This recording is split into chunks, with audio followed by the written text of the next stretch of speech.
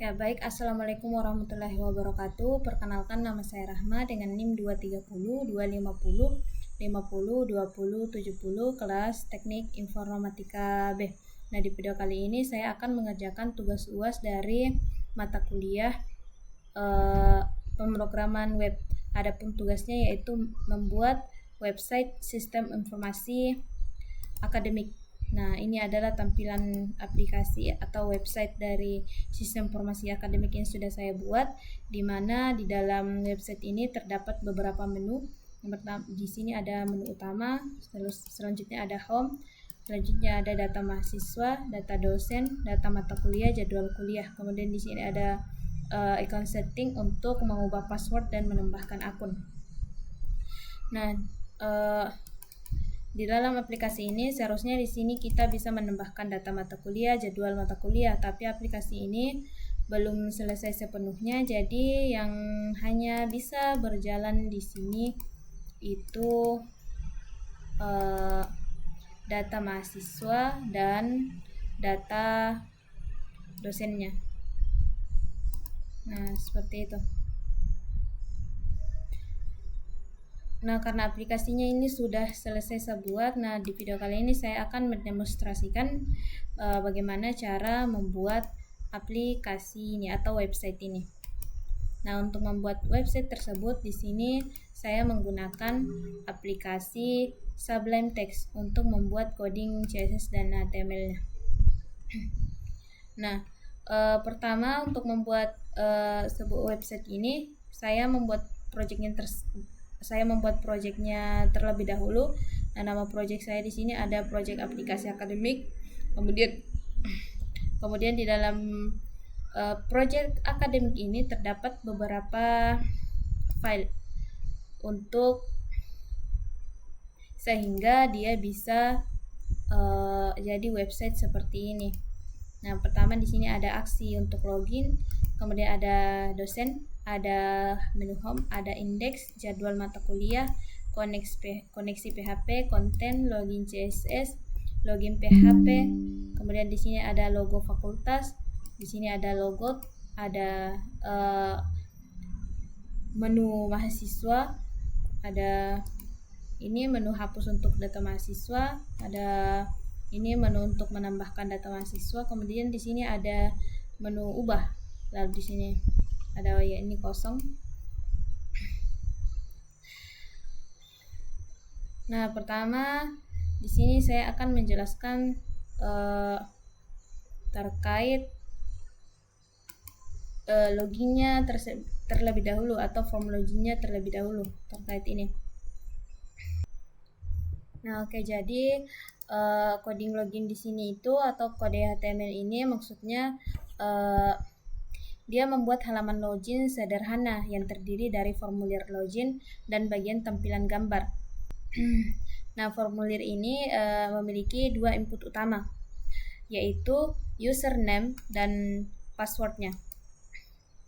Yang dimana password tersebut harus diisi sebelum mengirimkan data dengan metode post ke file aksi login PHP. Nah, kenapa harus diisi sebelum mengirim data dengan metode post ke file aksi login itu untuk diproses lebih lanjut. Dan juga di sini terdapat tombol login untuk mengirim data dan tautan lupa password. Nah, sebagai opsi untuk pemulihan kata sandi. Nah, desain halaman ini menggunakan file CSS eksternal atau login.css untuk mempercepat tampilan, dan bagian kanan halaman menampilkan gambar dengan sumber logo fakultas HTML. Nah, untuk tampilan dari form login ini itu seperti ini. Jadi ini adalah tampilan codingnya. Nah, sebenarnya ini kalau misalkan kita cuma pakai coding ini belum terbentuk logo seperti ini, makanya di sini kita juga membutuhkan .css-nya untuk mengatur form-form yang ada di dalam form loginnya agar dia tampilannya menjadi seperti ini. Di dalam login CSS ini gunanya dia untuk mengatur kayak jaraknya, jarak teksnya, kemudian jarak antara form satu dengan form lainnya. Seperti itu. Jadi dia di dalam itu untuk mengatur bodinya atau tampilan di dalam form login ini. Nah, selanjutnya di sini ada aksi login. Maksud dari kode PHP ini berfungsi untuk memproses login admin dengan mengambil username dan password dari formulir login lalu mencocokkannya dengan data yang ada di tabel admin. Nah, dalam database ini jika kecocokan ditemukan, sistem akan memulai session start. Dan kemudian dia menyimpan data admin ke dalam session variabel session. Nah, selanjutnya setelah menyimpan data admin ke dalam session, dia kemudian mengarahkan pengguna ke indeks PHP sebagai halaman utama. Nah, jika login gagal, maka username atau password salah, pengguna akan dikembalikan ke login PHP dengan pesan error. Namun kode ini masih rentan terhadap SQL injection sehingga perlu diperbaiki dengan prepared statement dan password hashing agar dia lebih aman. Selanjutnya di sini ada coding HTML untuk dosennya. Jadi di sini coding ini dia menampilkan tabel dan data dosen dengan informasi seperti nomor, NIDN, nama, nomor telepon, alamat, aksi. Nah, dan juga ini 1-2 nama nama dosennya. Nah, serta coding ini juga menyertakan aksi ubah dan hapus. Dan bagian atas tabel terdiri dari tombol tambah dan data mahasiswa. Bagian atas tabel itu terdapat tombol tambah data mahasiswa yang seharusnya diubah menjadi tombol data dosen.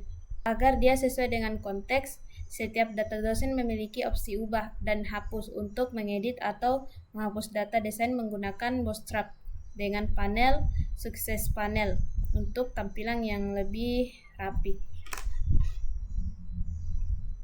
Nah, selanjutnya di sini ada coding home-nya. Jadi fungsinya di sini itu untuk mencetak ini teks selamat datang di aplikasi sistem informasi. Jadi kode home ini terdapat di sini. Nah, ketika kita mengklik home ini maka akan muncul pesan seperti ini, selamat datang di aplikasi akademik. Nah, selanjutnya di sini ada coding indeksnya. Lalu di sini ada coding koneksi. Nah, di sini itu kan di dalam database ini kita mengkoneksikannya dia ke database. Nah, di sini kita membuat database-nya terlebih dahulu. Nah, nama database-nya di sini itu aplikasi akademik, yang dimana di dalam aplikasi akademik ini terdapat beberapa tabel. Tabel yang pertama itu dosen untuk menampilkan data dosen, kemudian ada jadwal kuliah, ada tabel mahasiswa, kemudian ada tabel mata kuliah, dan ada tabel admin. Yang masing-masing di dalam tabel ini berisi beberapa data. Misalkan di dalam tabel dosen ini terdapat data di dosen, NIDN, nama, nomor telepon, alamat, seperti itu. Nah, jadi ini adalah coding untuk menampilkan atau untuk mengkoneksikan database dengan website ini. Nah, di sini dia membuat variabel koneksinya, kemudian localhost root aplikasi akademik. Nah, ini adalah nama database yang sudah kita buat. Nah, maksudnya ini adalah nama database yang akan kita koneksikan. Nah, di sini dia akan memanggil koneksi terus nama database-nya. Kemudian jika dia gagal terhubung, maka dia akan mencetak pesan gagal terhubung. Selanjutnya di sini ada coding untuk kontennya. Nah, kode PHP ini berfungsi sebagai routing halaman dalam sebuah sistem web. Nah, di mana nilai dari parameter variabel get ini atau halaman ini menentukan halaman yang akan ditampilkan jika parameter halaman memiliki nilai tertentu seperti home, mahasiswa, dosen, atau halaman terkait mahasiswa. Kemudian jika parameter tidak ditemukan atau tidak cocok dengan daftar yang ada, maka sistem akan menampilkan pesan halaman tidak ditemukan. Dan jika tidak ada parameter halaman, maka halaman default yang dibuat adalah home PHP. Nah, selanjutnya di sini ada login HTML ya. Ini sudah tadi. Selanjutnya di sini ada logo. Logo yang akan kita gunakan di form loginnya yang ini. Nah, selanjutnya di sini ada coding logo. Lalu di sini ada coding HTML mahasiswa. Di mana di dalam tabel mahasiswa itu terdapat nomor, NIM, nama, jenis kelamin, kelas, prodi, aksi. Nah, seperti ini. Nah, di mana di dalam tabel mahasiswa ini ada beberapa kolom. Pertama itu kolom nomor, NIM, nama, jenis kelamin, kelas, prodi, dan aksi.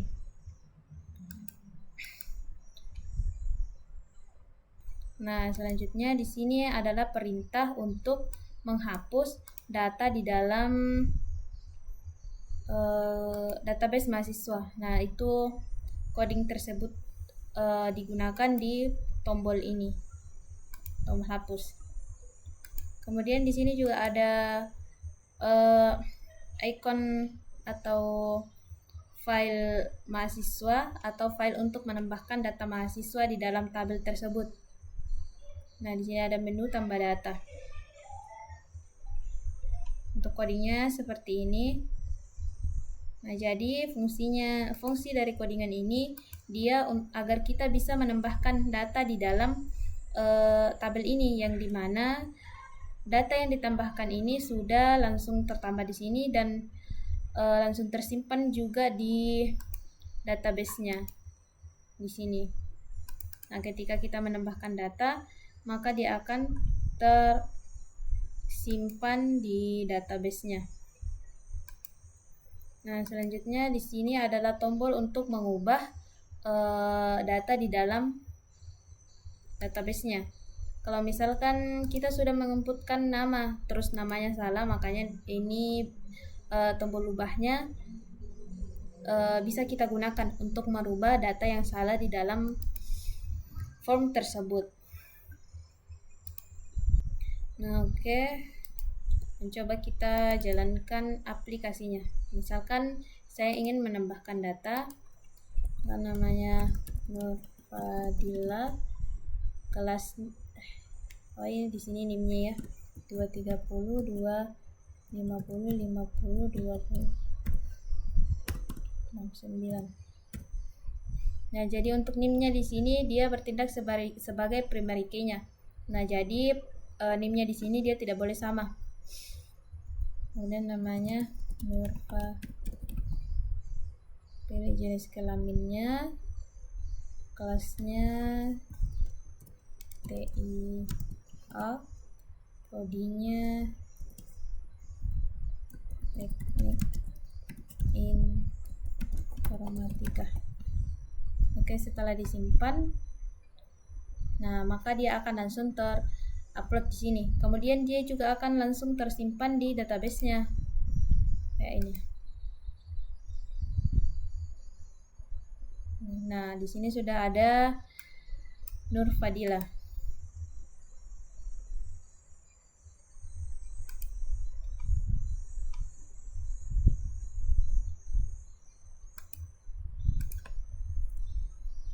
Nah, selanjutnya apa fungsi dari tombol ubah ini? Caranya untuk kalau misalkan ini nama mau kurubah, jadi bisa kita rubah saja namanya, misalkan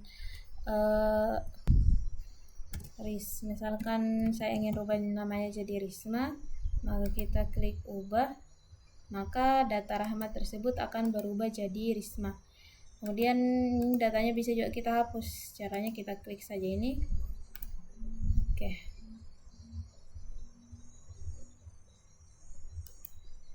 data berhasil dihapus, maka yang ada di dalam itu sisa satu data. Seperti itu. Oke, mungkin itu saja yang bisa saya sampaikan terkait demo aplikasi atau demo dari website aplikasi sistem informasi akademik. Kurang lebihnya mohon dimaafkan. Akhir kata, Assalamualaikum warahmatullahi wabarakatuh.